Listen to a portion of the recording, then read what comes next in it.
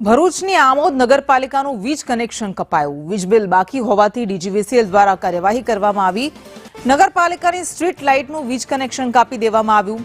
Bill ભરવા પાલિકાએ DGVCL પાસે સમય માંગ્યો હતો।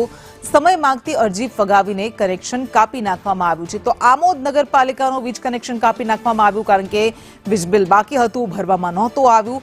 સમય માંગવામાં આવ્યો હતો પરંતુ ડીજીવીસીએલે સમય ન આપ્યો અને અરજી ફગાવી દીધી, વીજ કનેક્શન કાપી નાખ્યું। વધુ એક નગરપાલિકા જીબીનું બિલ ન ભરતા વિસ્તારની અંદર આવેલ તમામ સ્ટ્રીટ લાઇટના કનેક્શન કાપી નાખવામાં આવતા વિસ્તારની અંદર અંધારપટ છવાઈ ગયો હતો। આપણે વાત કરી રહ્યા છીએ એ નગરપાલિકા આમોદની। આમોદ નગરપાલિકાની અંદર આવેલા તમામ સ્ટ્રીટ લાઇટના તમામ વિસ્તારોમાંથી કનેક્શન કાપી નાખવામાં આવ્યા હતા।